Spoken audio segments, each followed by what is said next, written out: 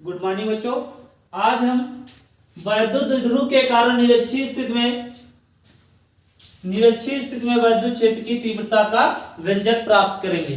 कल हमने इसका अच्छी स्थिति में वैद्युत क्षेत्र का व्यंजक प्राप्त किया था। आज हम निरक्षीय स्थिति में वैद्युत क्षेत्र की तीव्रता का व्यंजक प्राप्त करेंगे। देखो भैया चित्र, इसमें क्या है, इसमें एक वैद्युत द्विध्रुव होता है, उसमें भी वैद्युत एक द्विध्रुव था, उसके अक्ष पर हम स्थिति में व्यंजक प्राप्त किए थे। आज हम इसकी निरक्षीय स्थिति में वैद्युत क्षेत्र का व्यंजक प्राप्त करेंगे। अच्छी स्थिति पर अक्ष पर स्थित था और निरक्षीय स्थिति में अक्ष पर ना स्थित होकर कहीं और स्थित होना। जैसे मानिए अब इसमें देखो, माना ए बी एक वैद्युत द्विध्रुव है। देखो भैया ए और बी एक वैद्युत द्विध्रुवागुण है। अब उसके जो के परावैद्युतांक के माध्यम में स्थित है। कौन से माध्यम में स्थित है भैया?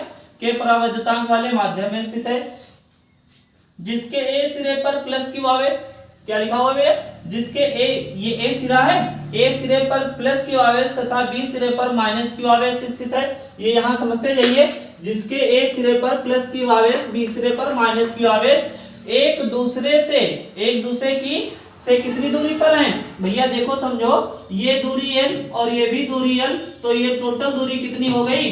2l। एक दूसरे से 2l दूरी पर स्थित है। देखो भैया क्या कह रहा है, माइनस के आवेश एक दूसरे से 2l दूरी पर स्थित है।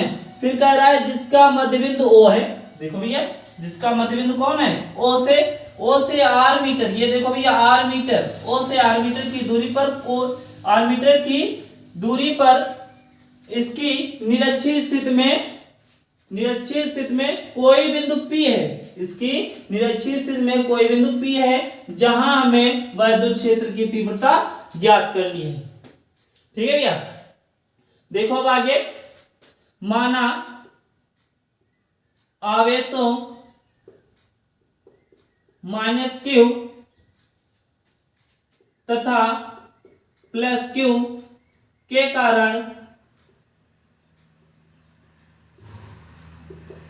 वैद्युत क्षेत्र की तीव्रताएं क्रमशः E1 व E2 होंगी। वैद्युत क्षेत्र की तीव्रता का सूत्र आपको मालूम है, क्या होता है भैया? बताएगा कोई? E बराबर 1/4 पाई एप्सिलॉन 0 Q अपान R स्क्वायर। इसके पहले वैद्युत क्षेत्र की तीव्रता का हमने सूत्र किसी बिंदु पर जब होता था, वैसे वैद्युत क्षेत्र की तीव्रता का जो सूत्र होता है वैद्युत क्षेत्र की केवल तीव्रता, तो F अपान Q नॉट होता है। क्या होता है? F upon Q not. जब आपको किसी बिंदु पर वैद्युत क्षेत्र की तीव्रता की बात करेगा तो E बराबर 1/4 पाई एप्सिलॉन 0 Q अपान R स्क्वायर होगा। देखो भैया वैद्युत क्षेत्र की तीव्रता हमने मान ली, तो E1 व E2। देखो भैया E1 बराबर क्या हो जाएगी? E1 बराबर होगा आपका 1/4 पाई एप्सिलॉन 0, परावैद्युतांक क्या है भैया? K, और उसके बाद Q अपान R स्क्वायर। R देखो भैया क्या हो जाएगा? R आपका हो जाएगा A से और B के बीच माइनस Q आवेश की अगर बात करें तो माइनस Q आवेश से अगर बात करेंगे तो R square plus L square उसका अंडरवुड। ये देखो कैसे होगा, ये भैया आधार है और ये आपका लंब है, ये आधार है और ये लंब है। और कर्ण की अगर बात करता है तो सूत्र होता है कर्ण बराबर कर्ण का स्क्वायर बराबर लंब का स्क्वायर और प्लस आधार का स्क्वायर। तो देखेंगे, इसको कायदे से समझ लेते हैं भैया। अच्छा थोड़ा, अगर आपसे इस दूरी की बात करें, अगर आपको पहले स्टार्टिंग में ये दूरी थोड़ी ना मालूम थी, आपको ये दूरी बाद में हमने निकाली है, ये दूरी मालूम थी, ये दूरी L है और ये वाली जो दूरी है वो कौन सी है? R। अब हमें अगर इसकी BP की माप निकालनी है तो कैसे निकालेंगे? तो देखो ये समकोण त्रिभुज दिख रहा है। जब ये समकोण त्रिभुज है तो समकोण त्रिभुज का एक कोण 90 डिग्री का होता है, लंबवत है ना। तो क्या करेंगे? पाइथागोरस प्रमेय लगाएंगे। और पाइथागोरस प्रमेय क्या होती है? कर्ण का स्क्वायर बराबर लंब का स्क्वायर प्लस आधार का स्क्वायर, यही तो होता है। अब कर्ण तो मालूम ही नहीं है, लंब आपका क्या है? L, और लंब आपका जो है वो R है। लंब जो है आर है और आधार जो है वो आपका एल है। और उसके बाद ये कर्ण बना रहेगा, कर्ण का स्क्वायर, अगर यहाँ से स्क्वायर हटाएंगे तो उधर रूट बन जाएगा। तो कर्ण बराबर under root r square plus L square, ये आपका कर्ण का मान निकल के आए। तो वही यहां से निकाल के आपका मान ये r square plus L square रखा गया है। ठीक है, तो उसके बाद देख लेते हैं भैया, रफ कर दें। अब यहां देखो, अब इसके बाद माइनस क्यू आवेश की अगर बात करेगा तो यहाँ पर कितना हो जाएगा, अंडर रूट मान जो निकल के आया वही तो यहाँ लिखेंगे, क्या होगा r square plus L square. तो ये आर स्क्वायर हो गया प्लस का एल स्क्वायर हो गया, लेकिन जो सूत्र होता है उसके ऊपर स्क्वायर होता है। ऐसे ही अब अगर E2 की बात करें तो कितना हो जाएगा 1/, अब ये स्क्वायर से रूट कैंसिल हो जाएगा, लेकिन उसको अगली कहानी ये देखो, चाहो तो इसी बना लो, कितना हो जाएगा अब आपके पास 1/4πε0, और ये परावैद्युतांक के है 1/ स्क्वायर से रूट कैंसिल हो गया, तो r square plus L square, ये एक पावर बचेगी। ऐसे ही नीचे E2 की बात करेंगे तो प्लस क्यू आवेश के कारण विद्युत क्षेत्र की तीव्रता की जब बात करेंगे तो ये कितना हो जाएगा 4πε0, और ये k होगा, और ये Q/r स्क्वायर और प्लस एल स्क्वायर, और उसके ऊपर भी रूट लगेगा, ये रूट हो जाएगा कितना सेम, कहने मतलब E1 और E2 दोनों मान सेम हो गए। ये हो जाएगा 4πε0 k और 1/r square plus L square. देखो भैया, अब इसमें ऊर्ध्व घटक हैं, ऊर्ध्व घटकों की अगर बात करें तो उसमें पहले जो लंबवत ऊर्ध्व घटक होंगे आपके, वो कौन होंगे, आपके E बराबर E1 साइन थीटा और E2 बराबर आपका E2 साइन थीटा हो जाएगा। लेकिन ये एक दूसरे के लंबवत होंगे तो ये क्या हो जाएंगे, निरस्त हो जाएंगे। अब इसी तरीके से ये एक दूसरे के लंबवत होंगे तो ये क्या हो जाएंगे, ये निरस्त हो जाएंगे। लेकिन जब अगर समांतर घटकों की बात करेंगे, समांतर घटक E बराबर E1 और उसके बाद कितना cos थीटा और E बराबर E2 की बात करेंगे तो E2 cos थीटा हो जाएगा। तो उसके ये समांतर अगर इनका परिणामी निकालेंगे तो परिणामी क्या हो जाएगा, परिणामी E बराबर E1 प्लस E2 हो जाएगा।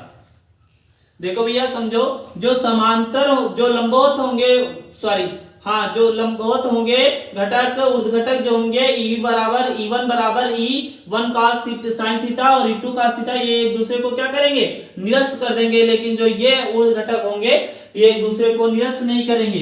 देखो क्या यहाँ पर हो जाएंगे, एक दूसरे को जब निरस्त नहीं करेंगे, यहाँ पर हो जाएंगे AB के समांतर, क्या लिखेंगे भैया, यहाँ पर लिखेंगे AB के समांतर, AB के समांतर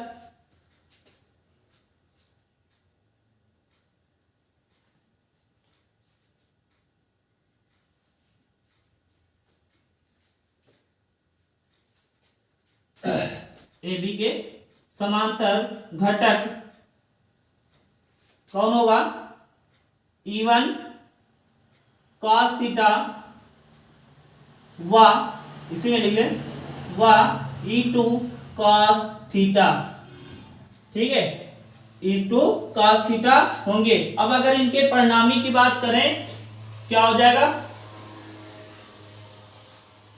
परिणामी वैद्युत क्षेत्र की तीव्रता, परिणामी वैद्युत क्षेत्र की तीव्रता, परिणामी वैद्युत क्षेत्र की तीव्रता भैया कितनी हो जाएगी, E बराबर, यहां देखो यहाँ क्या हो जाएगी, E बराबर E1 cos थीटा और प्लस E2 cos थीटा। अब ऊपर वाला रफ कर दिया जाए। ठीक है, अब इसमें सभी के मान रखने होंगे, E1 का मान उठा के यहाँ रखा जाएगा, E2 का मान उठा के रखा जाएगा। देखो क्या हो जाएगा यहां से, अब ऊपर वाली भाषा आप स्क्रीनशॉट ले लें या कहीं नोट्स बनाते जाएं। ठीक है, ये नोट्स ही बनवाए जा रहे हैं, अभी इसके आगे न्यूमेरिकल लगवाए जाएंगे, आपको समझते रहिए और इनको नोट्स कहीं कॉपी पर नोट करते रहिए, कुछ ना कुछ तो फायदा आपको मिलेगा ही। इसको रफ कर दिया जाए।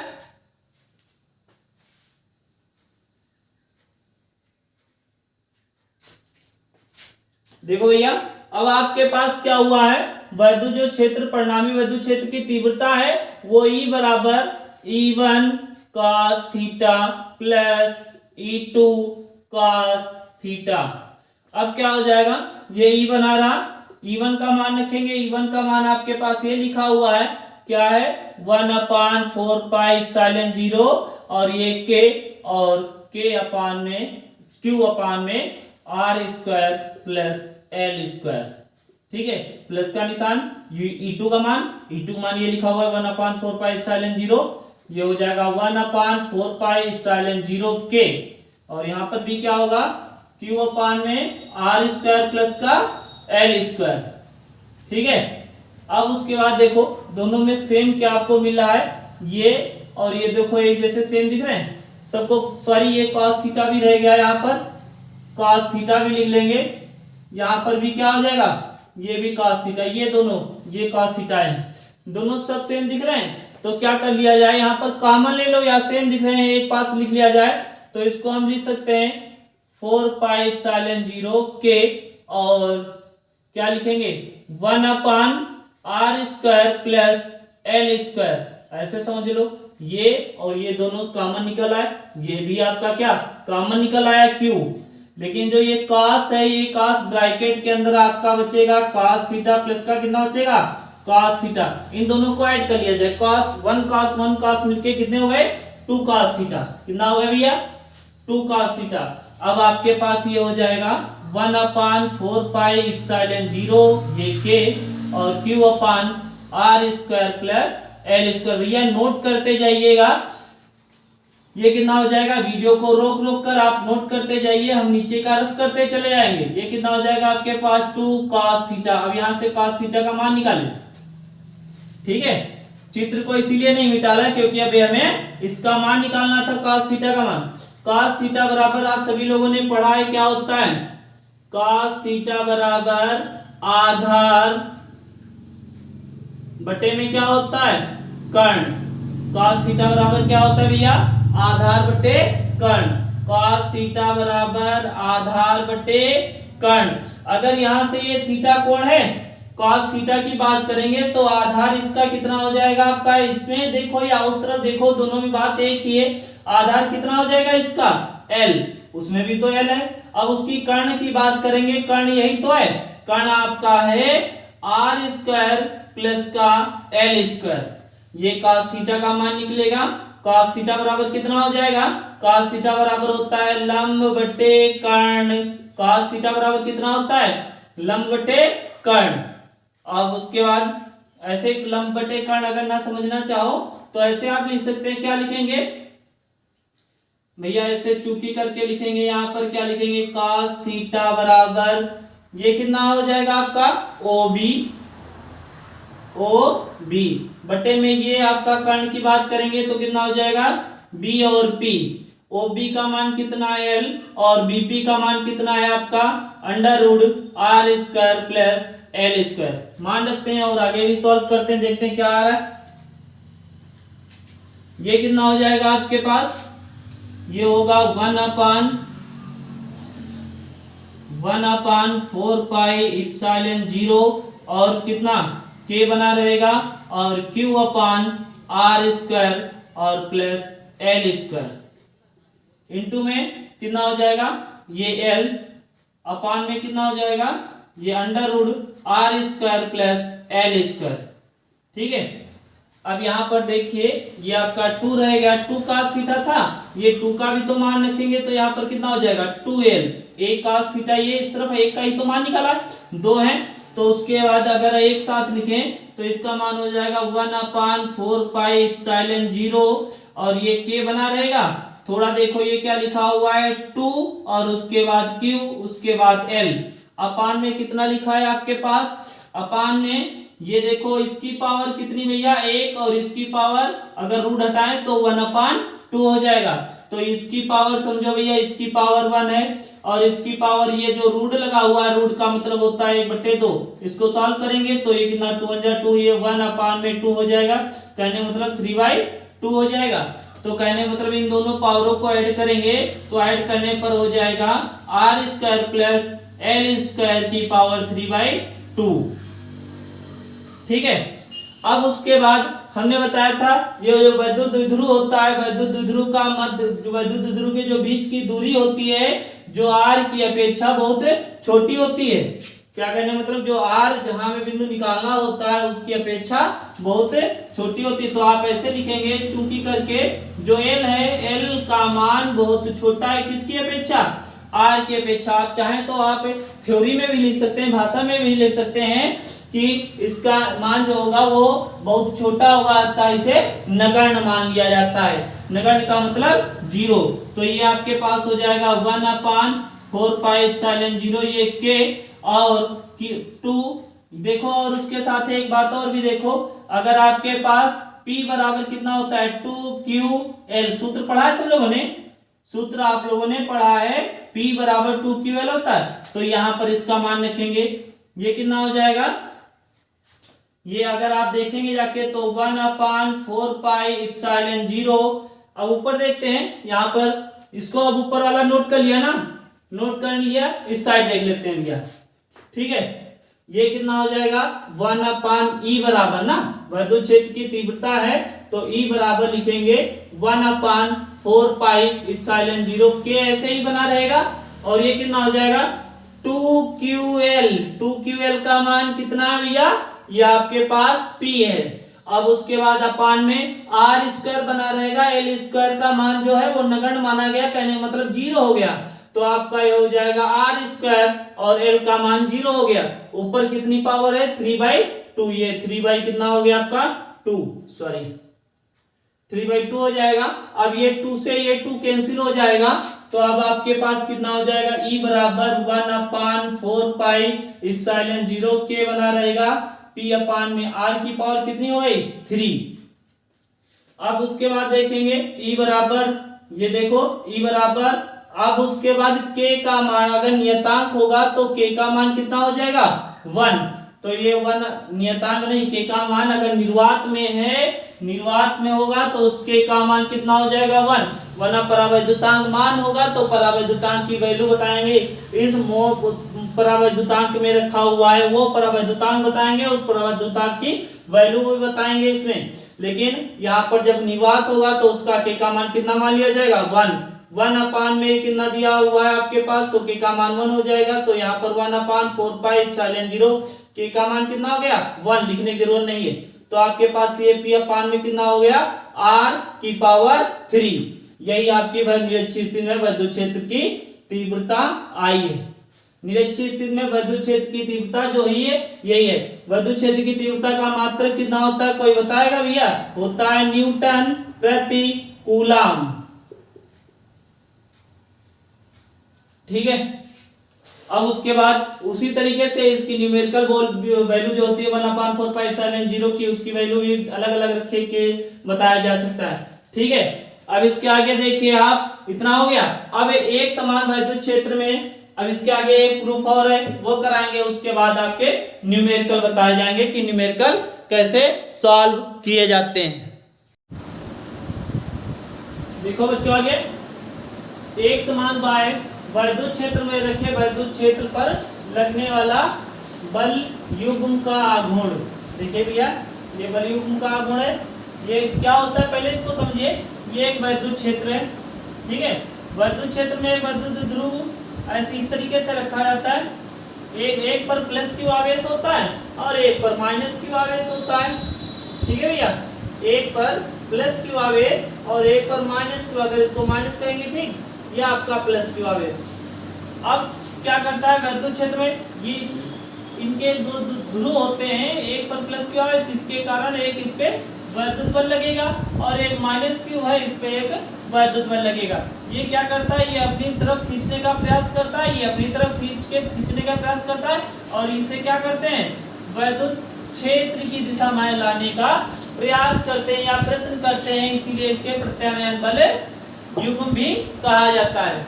भैया देखो यहाँ से, माना AB एक वैद्युत द्विध्रुव है, ये देखो यार, माना A और B एक वैद्युत द्विध्रुव है जिसके आवेश एक प्लस क्यू आवेश और एक माइनस क्यू आवेश एक दूसरे से कितनी दूरी पर स्थित है भैया, 2l दूरी पर स्थित है। फिर क्या कहता है, मान लो इसे एक समान वैद्युत क्षेत्र, ये जो पूरा क्षेत्र बताया गया है, ये वाला, ये जो आपको क्षेत्र बताया गया है, वो टोटल जो क्षेत्र है वो E है। क्या है भैया, E। एक समान वैद्युत क्षेत्र E में इस प्रकार रखा गया है कि इसका अक्ष वैद्युत क्षेत्र के साथ कितना कोण बना रहा है भैया, वैद्युत क्षेत्र के साथ थीटा कोण बनाते हुए रखा गया है। अब उसके ऊपर देखो फिर क्या कहता है, वैद्युत क्षेत्र E के कारण, वैद्युत क्षेत्र जब इस पे आरोपित हो रहा है ध्रुव पर, तो क्या होता है, वैद्युत क्षेत्र लगेगा, तो उसमें जो प्लस क्यू आवेश होगा एक बल लगाएगा, प्लस क्यू। देखो भैया, प्लस क्यू पर एक बल F बराबर QE क्षेत्र की दिशा में, तथा माइनस क्यू आवेश F बराबर माइनस QE उतना ही बल ना, उतना ही क्षेत्र की विपरीत दिशा में। ये इस तरफ लगाएगा तो इसकी विपरीत दिशा इस तरफ, विपरीत दिशा में कार्य करता है। ये दोनों बल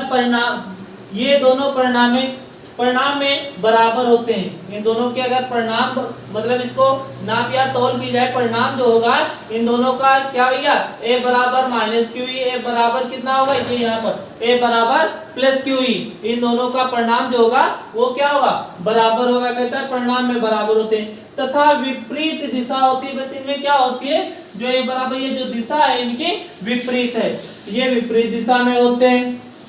ये दोनों बल परिणाम में बराबर तथा विपरीत दिशा में होते हैं। कहता है चूंकि ये दोनों बल F एक दूसरे के बराबर तथा विपरीत तथा समांतर हैं, ये एक बल युग्म बनाते हैं। ये क्या करते हैं, ये दोनों ध्रुव मिलके एक बल युग्म बनाते हैं, जो वैद्युत ध्रुव को वैद्युत क्षेत्र की दिशा में लाने का प्रयत्न करते हैं। देखो बल युग्म बनाते हैं जो वैद्युत ध्रुव को घुमाकर वैद्युत क्षेत्र की दिशा में लाने का प्रयत्न करते हैं। इसे प्रत्यानयन बल का आघूर्ण कहते हैं, प्रत्यानयन बल का आघूर्ण कहते हैं। जैसे भैया क्या, टाउ, इसे टाउ से प्रदर्शित करते हैं। अब प्रत्यानयन बल की अगर परिभाषा की बात करें, जो इसका सूत्र होगा, प्रत्यानयन बल युग्म का गुण टाउ बराबर एक बल, क्या होता है भैया, एक बल आपका कोई दोनों में से एक बल ले लिया जाए। एक ही आपके पास बल है A बराबर माइनस QE, और एक दूसरा जो बल है वो A बराबर प्लस QE। एक बल ले लेते हैं तो वो बल जो होगा F, एक बल। और उसके बाद कहता है दोनों बलों के बीच की लंबवत दूरी, ये देखो दोनों बल हैं, ये एक बल है F बराबर एक ये बल है एक ये बल, इन दोनों बीच की लंबवत दूरी हमें चाहिए। उस लंबवत दूरी को देखो किस तरीके निकालते हैं। ऊपर वाला एक काम करिए, स्क्रीनशॉट ले लीजिए, या तो फिर वीडियो को रोक के आप इसको क्या कर सकते हैं, नोट कर लीजिए, नोट करिए, ठीक है। अब इसके आगे की कहानी देखो क्या होगी। इसके यहाँ पर इसको रफ कर दिया जाए। देखो भैया इसको रफ कर रहे हैं।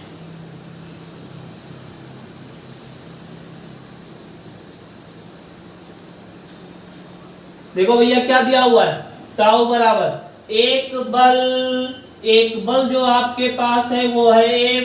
कहता है दोनों बलों के बीच की लंबवत दूरी, दोनों बलों के बीच की लंबवत दूरी जो हमने आपको लिख के इसमें दिखाई है वो है आपके पास 2l sin थीटा। समझ नहीं आ रहा होगा ये 2l sin थीटा कैसे आ गया, इन दोनों के बीच की लंबवत दूरी आप समझिए, बताइए हमें क्या होता है। sin थीटा बराबर क्या होता है भैया, लंब बटे कर्ण होता है ना, मालूम है सबको, लंब बटे कर्ण। ये साइन थीटा बना रहा। अब ये यहाँ पर थीटा है तो इसका लंब कौन होगा भैया, अगर लंब की बात करें ये क्या है आपके पास, ये लंब है, ये आधार है, और उसके बाद ये आपका जो है वो क्या है, कर्ण। ये कर्ण है, ये आधार है, ये लंब है। तो सबके मान उठा के रखते हैं। देखिए कर्ण है 2l, लंब की जगह लंब ही बना रहेगा, और जो साइन थीटा बना रहेगा। कहने मतलब साइन थीटा बराबर ये आपका लंब बना रहा, और कर्ण का मान कितना भैया 2l, कितना भैया 2 और l। तो अब यहाँ से हम अगर लंब की बात निकालते हैं ना, लंबवत दूरी कहने का मतलब, तो ये लंब बराबर हो जाएगा आपका 2l और ये साइन थीटा। लंब जो होगा वो आपका कितना हो जाएगा 2l साइन थीटा।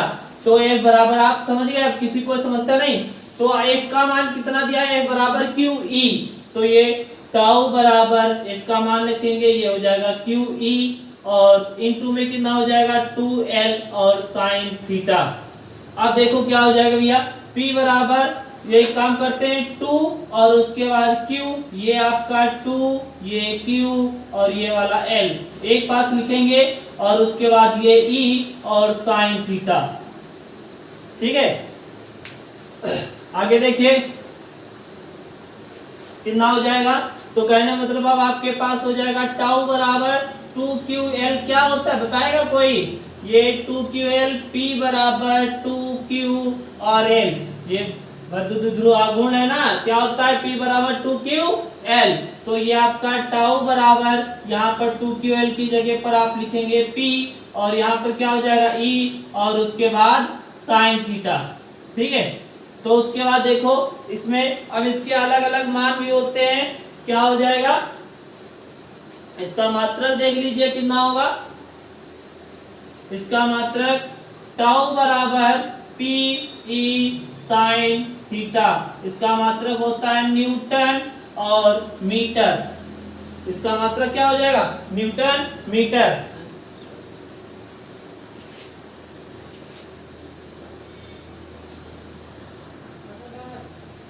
देखो भैया अब आगे क्या करना है, इसका वेक्टर रूप क्या हो जाएगा, वेक्टर रूप जो होगा वो टाउ बराबर पी ई, सबके ऊपर वेक्टर लगा देना, ये इसका वेक्टर रूप।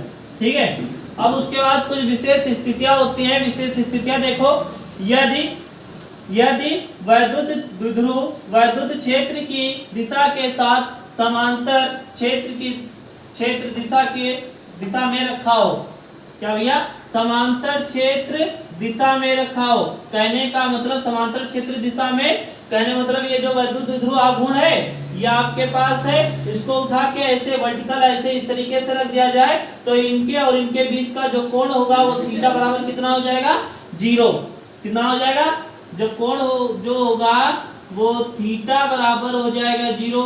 जब थीटा बराबर 0, कहने का मतलब आपका साइन थीटा साइन 0 का मान कितना हो जाएगा 0, तो जो टाउ मिनिमम होगा वो कितना हो जाएगा आपका 0, टाउ का भी मान कितना हो जाएगा 0। अब उसके बाद सेकेंड कंडीशन क्या होती है, यदि लंबवत हो, अब यहाँ पर समांतर दिशा में अगर लंबवत हो तब लंबवत हो तब थीटा बराबर कितना हो जाएगा आपका, थीटा का मतलब 90 डिग्री का कोण। देखो ये इस तरीके से है, अब अगर इसका ये जो वैद्युत ध्रुव आघूर्ण है इसको उठा के इस तरीके से कर दिया जाए, ये कहने मतलब जो कोण है वो कितना हो जाएगा, इसका कोण जो होगा 90, तो साइन 90 का मान भैया कितना होता है, ये साइन 90 बराबर कितना हो जाएगा, यहाँ पर साइन 90 का मान 1, तो ये टाउ मैक्सिमम देखो कितना हो जाएगा, टाउ मैक्सिमम बराबर कितना होता है पीई होता है, तो ये आपका पीई और साइन यहाँ पर कितना हो जाएगा साइन 90, साइन 90 का मान कितना होता है 1, तो 90 का मान 1, तो कहने मतलब जब न्यूनतम की बात करेगा तो उसका जब कभी टाउ मैक्सिमम वो बलयुग्म आघूर्ण जो होगा उसका टाउ न्यूनतम होगा उसका मान 0 होगा, जब अधिकतम की बात करेगा तो आपका P और E साइन थीटा हो जाएगा। ठीक है,